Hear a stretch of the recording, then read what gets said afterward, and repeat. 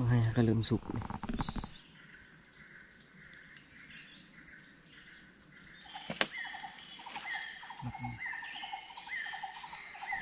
นี่กกหนึ่งนี่ก็เป็นมากแล้วแต่พอทันสุกนะ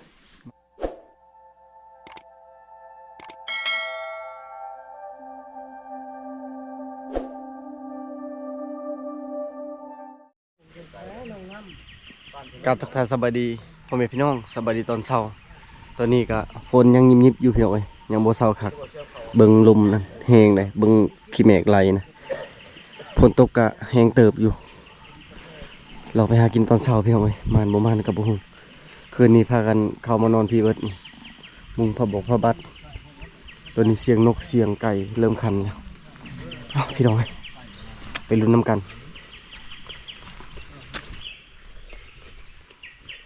ตกหอบก้อนนะเห็นฝนตกอยู่นี่นะแต่ว่าตกมือวานมาซืนนี่ตกมือวันจันทร์นะอยู่พี่บ่ตกเห็นแห้งกระแดงอยู่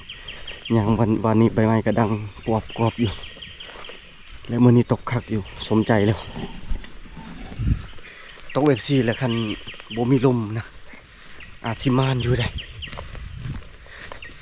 แถวนี้ทำเลกับหาอยู่หากินคักอยู่แต่ละเทื่อก็บ่ค่อยพลาดย่านแต่ลมให้เองนั่นแหละสัตว์มันกับโบออกแจงคักแล้ววันนี้ว่าชิบการแต่เช้าแต่ฝนตกแต่3 โมงไป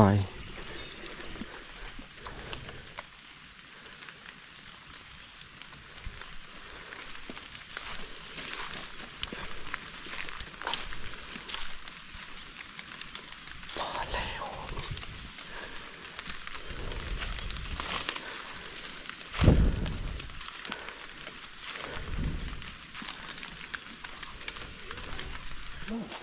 คือบ่ตกว่ะยิงถึกแล้วเพียงนกนะโอ้อยู่ปลายๆว่ะเอาขาเลยวันนี้ลูกจะงูเลยลูกเขาเองเลยปั๊บเลยยิงสูงประมาณ30 เมตรเนาะถึกเฉยสบายดีครับไหมไม่เลยสบายดีตาเศร้าบัดมาจังเก็บเนาะไม่ใช่มากเลยครับเขาจะลงที่นี่คือเก่า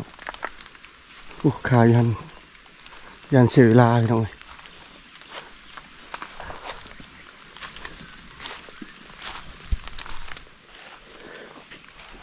ว่านี่เลาะหอนี่เลยก็ไกลคันอยู่พุ่นไปพุ่นคำอยู่พุ่นแล้วก็ลงไปเลยมื่อนี้จะไปทางพุ่นเลยไปชุดห้วยพุ่นเลยเลาะคนละภาคกับพันใหม่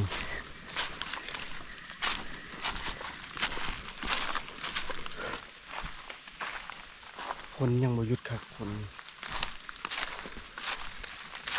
แต่ว่าอากาศมันนิ่งคักเลยบ่มีลม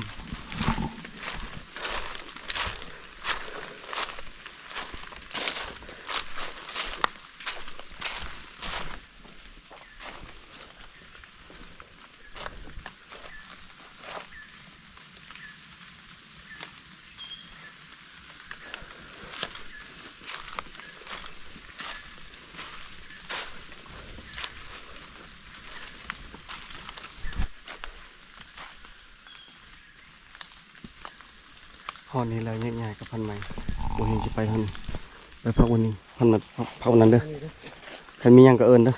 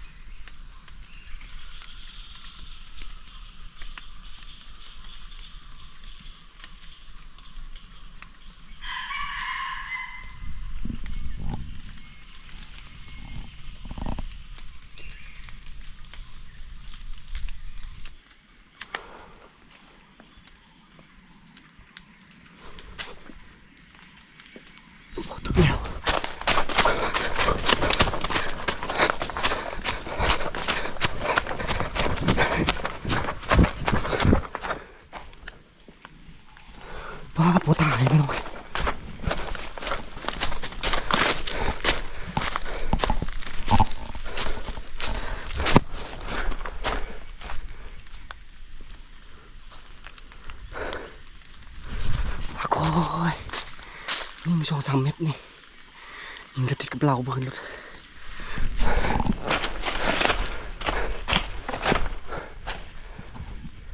แล้วซ้ำมาทันซ้ำ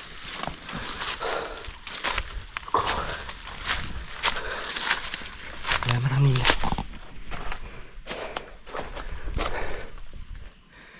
ก็ยิงลุมคอได้หนึ่งป๊อบแล้วมันก็ยู่เลยนะพี่บุญยังว่าอยากยิงต่อนี่มันก็จึงอยู่หันแหละกำลังมาจะเกาะยิงมันแลนมาทางนี้เลยนี่เห็นขึ้นมาคนนี้เลยน่าจะบ่ถึกจุดขักแลนมาพี่เลยตัวผู้ใหญ่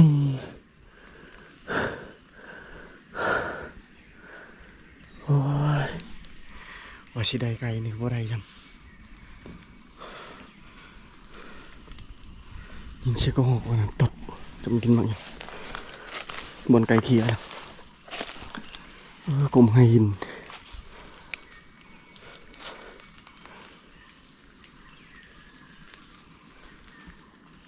เสียงนกลายบอลแหงทางหลังแล้วก็อยู่ลุมบัว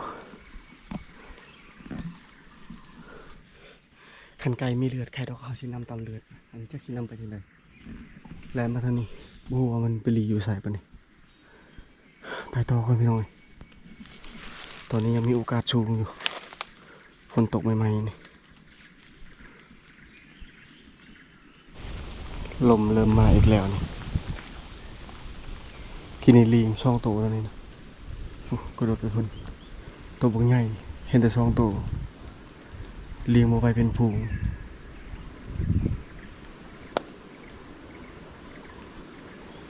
เสียงนกจะแซ่อยู่ตรงนี้นะ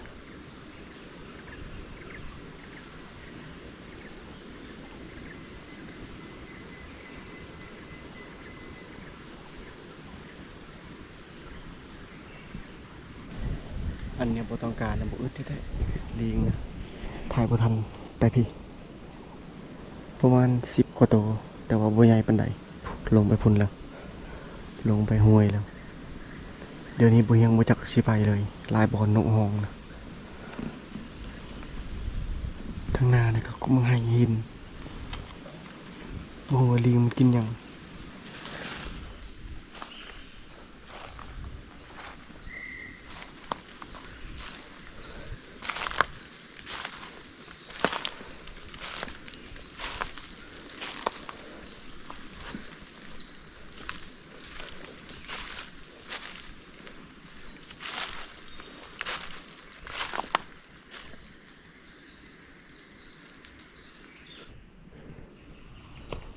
หัง6 โมง3 หังนะ1 2 3ติดกันเลยนะคิดว่า6 โมงยังมีอยู่เท่านี้สังเกตหังตัวนี้ไม่ใหม่เลยหากเห็นใหม่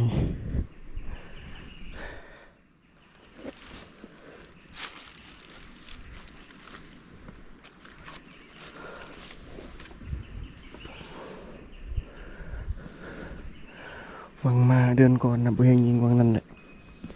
แลนมาทางนี้ปักคนนี้บัวไปทางไหนบัดนี้เห็นไหมเห็นหังไม่ไหมนี่เกมดักตัวแรงมันเข้าหังนี่น่าจะได้ยิง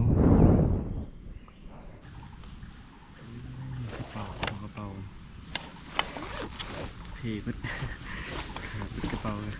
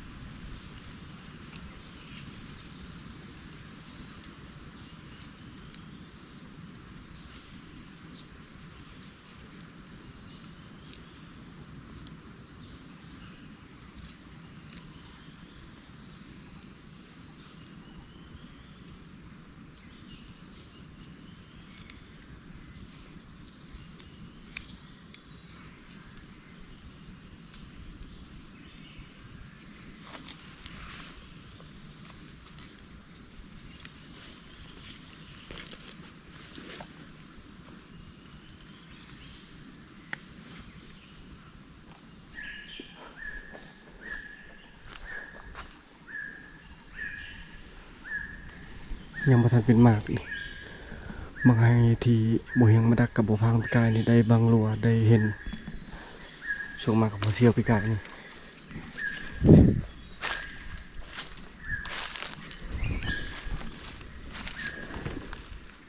หากระเบิดกุกนี้หากระเบิดแต่กุกนั้นยังบ่ทันเป็นหมากครับเบิดกุกนี้มาเบิดเลยมันมี3กุกเลยตัวนี้1 2 3กุก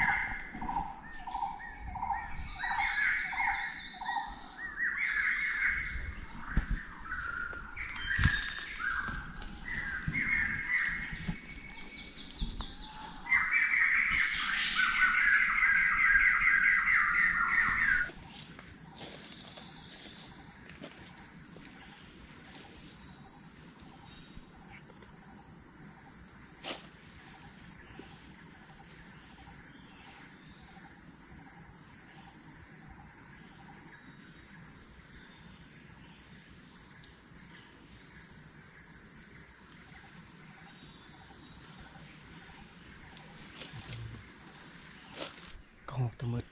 3ตัวแล้วก็นกเป่าอีกนกกระดกแต่บ่เห็นได้ยิงแต่ตัวเดียวก็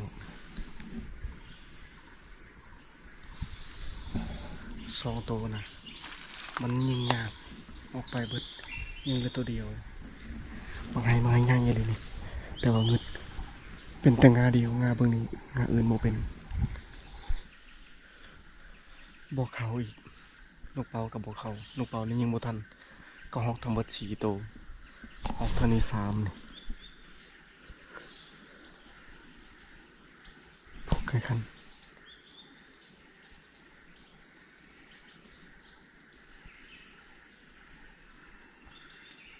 ก็น่าจะมาทางนี้เบิด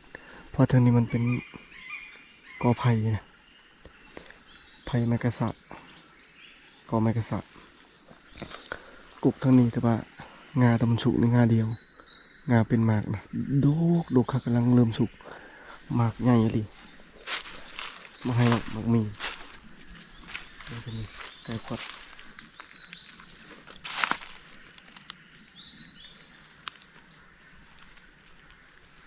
ชุดลายพานก็มากินท้องให้ใหญ่นกเป้ากับเขาอยู่แต่ว่ายิงไปแล้วมันก็หอกไปเลยมันอีนเขา9 โมงปลายจนทางทิ้งลายงาแต่ว่ามีมางาเดียวมาให้ก็เริ่มสุกมากใหญ่เลยหอมพร้อมใหญ่แล้วก็หอมมันล้นน้อยนึงแต่ว่าสุกเต็มต้นแล้วสุกนะบอกว่าตอนแรงบางรัวเขาบอกกับอันเห็นนะ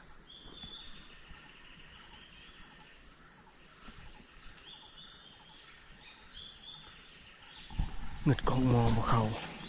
หางวันเท่านั้นหรือบ่ไกล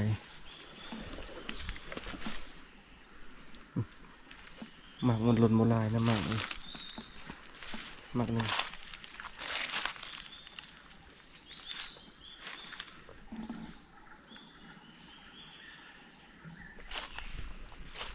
ข้าก็เคยเห็นนี่ครั้งนี้นี่ว่าท่านสุกเลยสุกแต่งาเดียวนี่งานี่สุกเบิดเลยแล้วก็งาตัวนี้ติดกับบุสุกแล้วก็พวกทางนี้นี่ยังบ่ทันสุกนี่ยังดกอยู่ให้ใหญ่เลยแล้วก็แม่นบางให้เนี่ยอันกกให้คือกันเท่าพุ่นบ่เฮียงมาครั้งแรกท่านนี่เป็นตะกุให้มาเลย คือดิ่งอยู่แต่พี่แล้วยิงไปมันบ่ค่อยเห็นนะมันตึบอยู่ถึงมันก็เลยหาโอกาสยิงยากเพื่อจะได้ยิงเลยโอ้จนเมื่อยแล้วก็หอกก็ออกไปเท่านั้นหมดเลยนี่กกหนึ่งนี่ก็เป็นมากแล้วแต่บ่ทันสุกนะมากอย่างน้อยๆคือสิเลาะฮอดแต่นี่แล้วมื้อนี้เพราะมันยังไกลอยู่มันสวยเลยตอนนี้นะ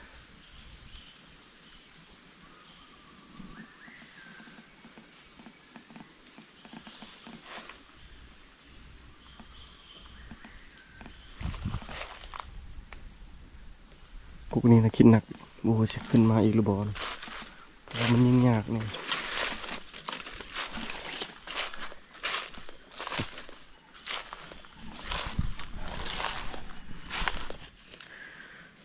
บ่ฮู้ว่าข้างนี้ยังอีกจักมืออีกจักเดือนถึงสุกนี่กุกเดียวกันตกเขาแล้วตกเผา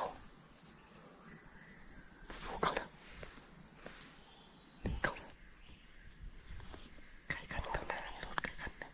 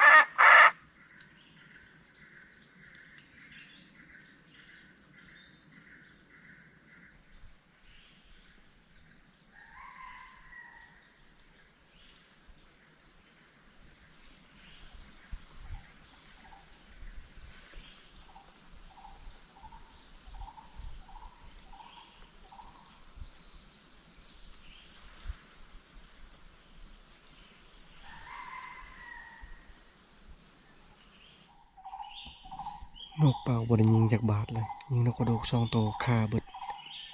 ยิงก็เพิ่มอีกตัวหนึ่งไกลกันที่นี่รถเลย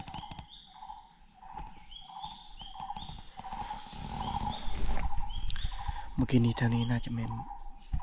ขันบ่เป็นลิงกับขาแดงขันเป็นขาแดงกับหงมอบ่ว่าอยู่ทางไหนนี่มันไต่ทางต้นไม้นะคือซีเมนขาแดงตามฟังขันลิงนั่นได้ยินเสียงแน่นอนหรือบอกกันน่าจะเมนหงมองบ่ยังมาอยู่แล้วบ่เห็นแนมยังกับบ่เห็นบัดนี้ก็กระเขานกกระโดดกระเขานกเป่ากระเขาแต่มันยิงยากสัตว์นะสุดที่อยากเขาเลยพี่น้องแต่ว่ามันยิงยากนะนกน้อยบ่ยังบ่ยิงเลยนกน้อยนะยิงแต่กระโดดขึ้นไปนกเป่าเขาบ่ได้ยิงจากบาทเลยจากทะเลโตนี่มันขี้ก็หอกเลยเสียงใหญ่นะได้ยินอยู่ทางหลังนะที่มันข้างนี้แหละมันกระโดดตามไปนะของหายเลยของนะ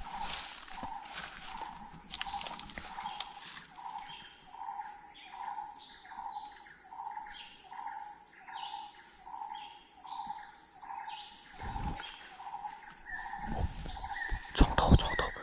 สองโถไหนกัน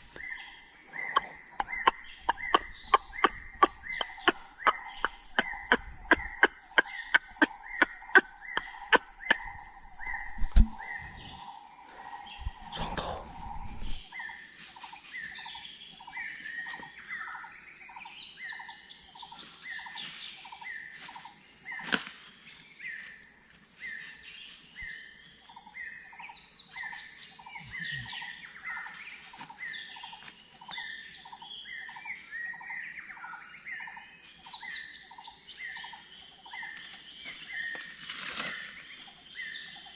ได้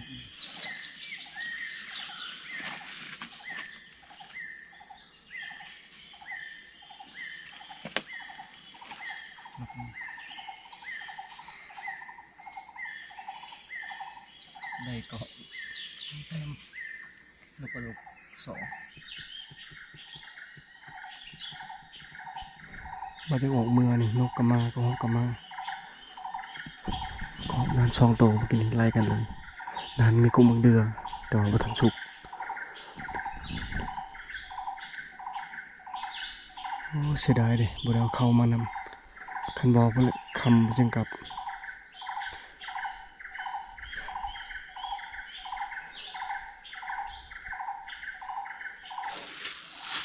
พอก่อนได้ก็6 2 แต้มตัวผู้เบิดแล้วก็นกกระดูก2ยิง5 บาทได้4 ตัวลูกเดียวนั้น5นกกระดูกถึกอยู่แต่ว่ามันขาอยู่แผ่นบ่ตกมามีแต่ข้าวมูลต้นแรงบางแผ่นเนี่ยเดี๋ยวจะมาใหม่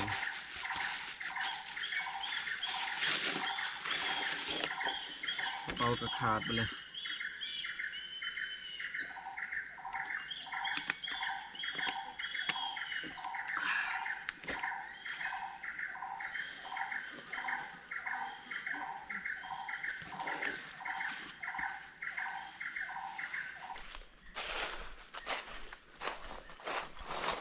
ของมอญน่าจะ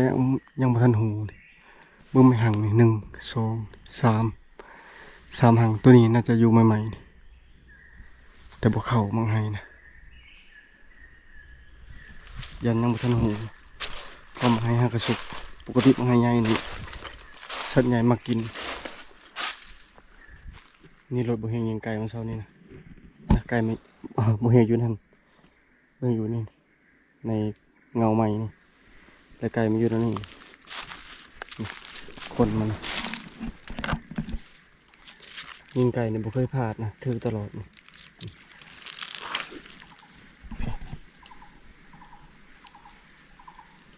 ยิงบ่เคยพลาดแต่ยังบ่เคยได้ไปครัวคือกันยิงปุ๊บคิดว่ามันสิตายแล้วมันก็ยืนหันบ่เห็นว่าอยากซ้ำมันก็ยืนจึ้งอยู่บ่เห็นกับแนมบ่เห็นพอมันจอโพดนะตัวนึงแล้วก็ขึ้นไปทั้งพุ่นเรียบร้อยไก่ตะพูนคันตีคางเนี่ยบ่เลือทัน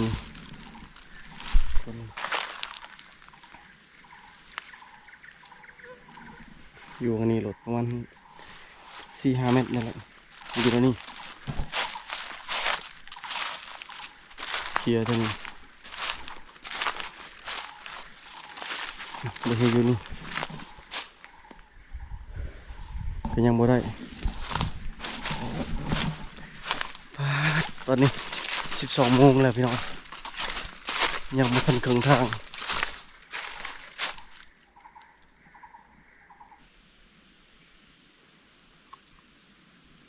ตอนเที่ยงแล้วเริ่มมีลมมันฝนจะตกวันเสาร์นี่คักอากาศนิ่งเลยบุว่าผ่านใหม่กลับแล้วหรือยัง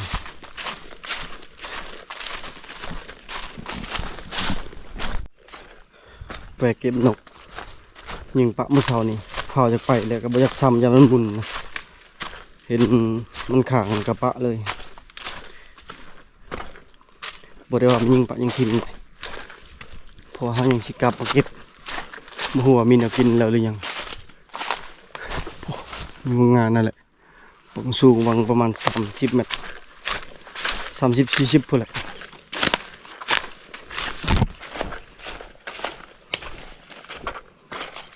คันบ่เห็นมันมีแนวไปกินแล้ว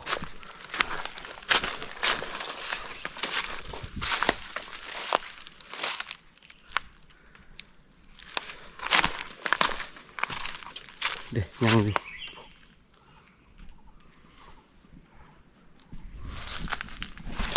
ถือว่าได้เพิ่มเลยได้ตัวหนึ่งลงมาหอดแล้วอยากเข้าอะไร12 โมงป่ายบ่ทันกินข้าวสบายดีบ่เดือน สบายดี หากนมาหอดบ่ หากมาหอด ใครดอกในอากาศนิ่งเนาะ ดินยังยุกรอเลยเหือดต่ำหอดต้นไม้ขึ้นหอดต้นไม้ความ ความ ลมแห้ง ลมแหง เมื่อวานนี้กันเทื่อหน่อยบ่อยู่ ช่องเทื่อจักมอด เออ ทีแรกว่าน้องไผเจ้าไปสิมานํโอ้ยยันบ่ปลอดภัย ลมแห้งเลยเนาะคือบ่ชวนคนอื่นเขาบ่พังเขายังนี่ซะบ่พังยังบ่มา บ่มา ยังบ่มาแต่บ้านเมีย ค่าดองนะยันเขาสิไปดองอีกมื้อนี้ ดองให้เออ ประมาณ อืม บ่ฟ้าเรียง ฮะ ดูข้างเฮือนไอ้เคยเพิ่นบ่ว่าสิมานี่คือเพิ่นบ่ได้มาเนาะ บ่แม่นไอ้เคยอ้าวนี่ อ้าวบ่ อืม อ้าว ก็บอกข้อยก็บอกลาวเลยเมื่อวานเช้าวานนี้นั่นเราว่าไปบ่แล้วบ่เห็นเลยเจ้าเราไปทางใดข้อยก็บ่อยากนํ ข่อยเมื่ออันข่อยมาผู้เดียวแล้วก็ว่าไปสุนาจะไปนํ แม่น อยากไป บอกแต่เช้าแล้วแจ้งบอกแล้วเป็นอะไรม่านบ่เมื่อเช้านี่สบายดี สวัสดีตอนเช้า มันยัง สวยๆล่ะก็ มันก็ของหมอ ก็ห้องน้อยเลย เขาหมอ ก็เห็น ข่อยฮู้ สาม แล้วผ่านใหม่ ถ้ามีมักแตงเอ็มลอยเป๊ปซี่จุดบนเฮาอยู่นี่แล้วก็ ข่อย ไป มา ขนาด โลด สบายดีพ่อเชี่ยว เดี๋ยวดี โดยเฮ็ดหยังกินน่ะ กินได้นี่ โอ้แกงกะฮอ สา ด รได้ก็ มาฮอดแล้วใครแม่ครัวเฮาหลายอยู่แม่ครัวพ่อครัวมีครบ ผมมีเฮ็ดพร้อม มีแต่พ่อครัว มีแต่3พ่อครัวบ่แม่น2พ่อครัวบ่แม่นนะ เพิ่นก็ไป สาม พุ่นนั่นน่ะ ก็ใช่ ฮอดถึงเขียนทางบ่ได้ เออ ได้ตัวนี้ได้นี่ เนาะตามทางสุดอะ ให้ดูมันทันเลย ทางนี้นี่บ่ได้ยินเสียงนกบ่ อืมลาบหอกกับบ้างบ่นี่นะผมอำลำแล้วนี่พอเพิ่นจะกินเพิ่นว่าจะกินป่าแล้วแต่ว่าลมแห้งนี่มันใส่มองบ่ได้ เอาวาชวิมาครั้งแน่ได้ เพิ่นมาครั้ง แม่นเพิ่นมาครั้งที่สองแล้ว วาชวิ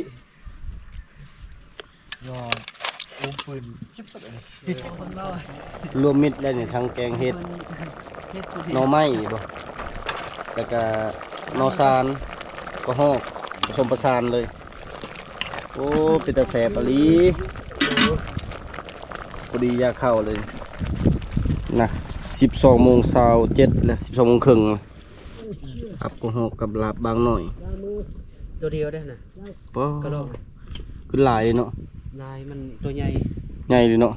ตัวใหญ่ ก็ห้องหม้อเลยเนาะ บ่ก็น้อย เอามาใส่หม้อนี่ แม่นเลยกูห้องหมอเลย อืม โอ้ยเจ้าบ่จักชิมดาบกระหอกขอยิ้มชิมเลย ข่อยก็จักคือกันแล้วกินให้อิ่ม อืม คันเห็นใบพัดนี่มันปินมุนไหวแบบนี้แสดงว่าลมแห้งคือมื้อนั้นนั่นนิ่งเลยได้หอมแล้วเนี่ยเนาะนิ่งเลย เขาพ่อไฟแล้วเขาอันกักเมียหนึ่งรอบแล้วพาเลยบ่ล่ม อันนั้นมีปัญหาแล้วตอนนั้นบ่มุนเลยตอนนั้น มีปัญหา ต้องค่อยเมื่อก่อนแล้วจะได้ไปแปลงให้นี่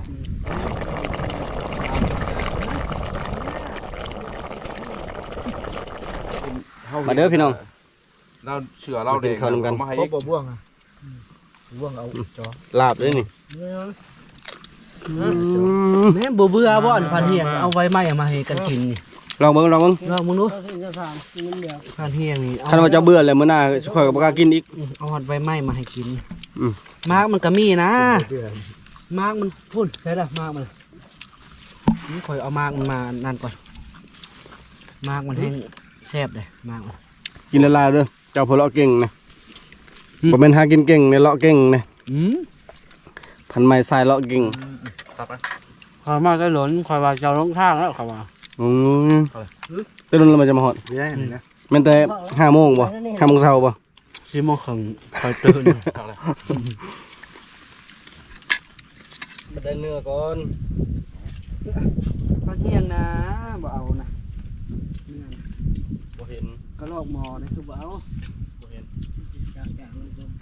เป็นหยังคือบ่เห็นบ่มันให้เห็นได้เห็นได้ว่ะอืม ไอ้ตัวนั้นมาคือแบบเราเห็นนอนเพีย คัดได้ใบยำนาว มาแดด ถึงดุงดีขนาดพอเชียวมาอากาศเย็นเป็นเนาะ มาหอนเนาะ มาหอน ใบ3-4มื้อนี่บ่ใบ ตัวกมือมันก่อนมันเอาออกผมนี่เลย เดี๋ยวเบาบางเลยลมเนาะ ตัวบางแล้วมันหาสตุกแมลงเลย มาก ยานอยู่บ่มืด เอาไปบัดใหญ่เอาหนึ่งมาเลย 2 โมงปลายแล้วลมเริ่มมายังบ่ฮู้สิไปทางใดต่อโอ้นกสลิกาหรือว่านกสงกรานต์หลักๆแต่ละปีนี่มันจะมาเฮ็ดหังนั่นนี่กกเปื่อยตัวนี้นี่อยู่ในเกาะนี่ตัวสูงๆมันสิอยู่งามบางนี้นี่อยู่ในหันทุกปีเห็นเขาเจ้าขึ้นไปเอาลูกมันไปเลี้ยงแต่บ่กล้าขึ้นดอก มันสูงกระดอนะอีกอย่างก็ต้นไม้มันตายหลายปีจากเฮ็ดเกินมานี่ก็หลายปีเฮาก็บ่กล้าขึ้นไป